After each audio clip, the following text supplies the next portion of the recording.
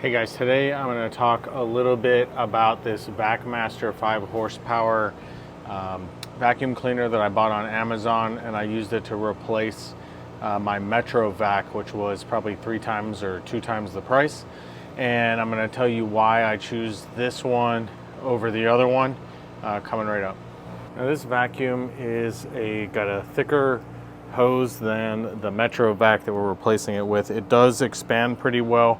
I typically put, but it can flop around, right? So I typically will put a towel or something wrapped around, make sure it doesn't, hit painted surfaces.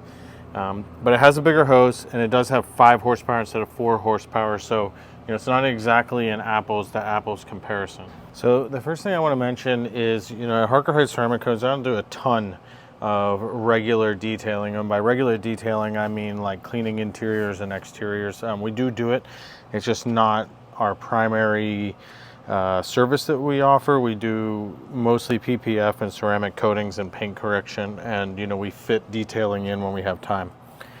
So I don't have these massive commercial things like massive commercial extractors and massive commercial vacuums, because I don't use them. It just wastes space in my already small shop.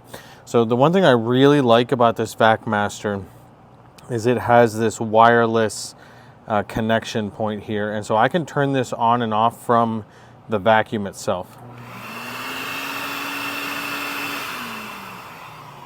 So you see, that's pretty cool. What you see here is a fur eel attachment from Buff Bright. That's for pet hair, and then I have the hammerhead attachment as well. And the hammerhead attachment is pretty similar in quality and effectiveness. And you can see the hammer here from the furreelproducts.com. But the hammerhead definitely works as well. But it's not, getting into the crevices quite as much. And, for ultra getting in the crevices, I'm going to use a blowout tool and a compressor. So I am going to just show you a little bit about the, how well it works. This is a family member's car, and they have a dog, so it's a good opportunity to show you how well this vacuum cleaner works for, I want to say, sub $200. So you can see I do have a reducer here for the fur eel, which was mainly used on that Metrovac until recently. And you can see the dog hair down there.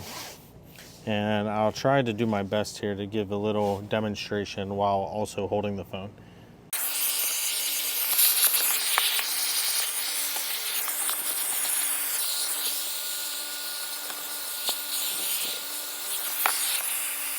It's pretty hard to do one-handed, but you can definitely see that it cleans up pretty well. If you got 2 hands, it's much better.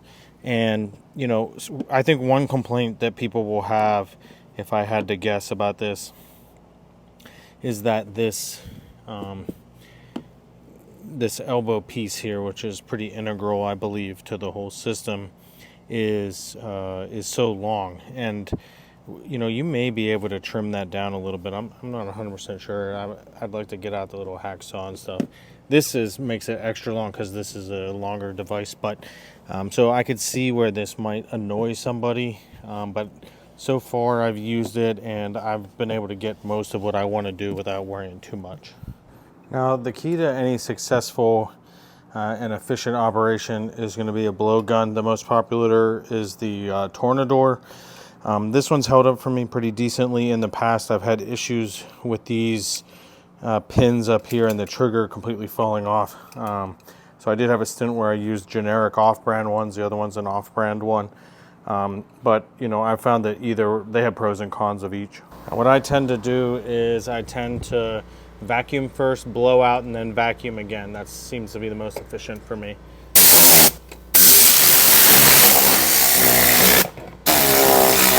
The blow dryer is great for getting in crevices. It's great for dislodging stuff from carpet.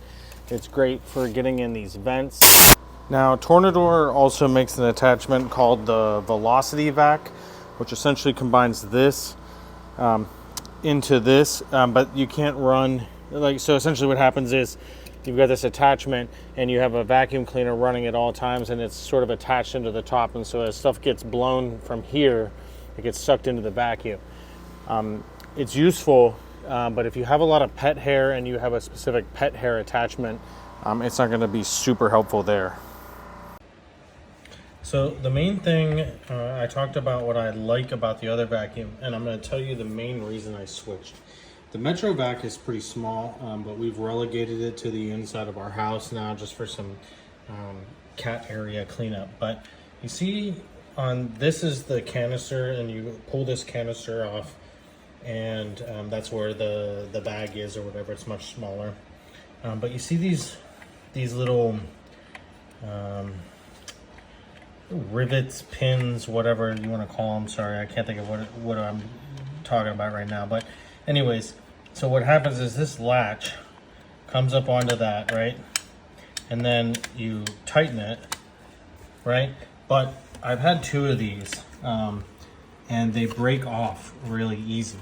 And I've tried like a bunch of different things. I could got a little bit more creative, I guess, but I've tried a bunch of different options, and just like the way it's set up, it's not a super easy fix. And I sent one back almost right away. It showed up broken, and then this one broke, I think, the first or second time I latched it on. So it's very, very, very weak. And then, so this kind of always is partially open. Now, once it starts up, it does create like a vacuum that closes it. But overall, I think there's less power because of this poor connection, and then, you know, you're also risk at dumping stuff out. So that's the main reason I was looking for a replacement. I just got sick of this breaking, and I was afraid that, you know, once I break this side, it's just I mean, you got to throw it in the trash practically.